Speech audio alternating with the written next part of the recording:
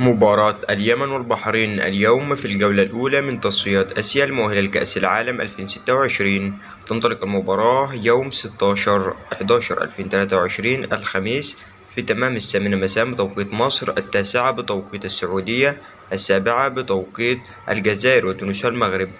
توقع نتيجة مباراة اليمن والبحرين في التعليقات.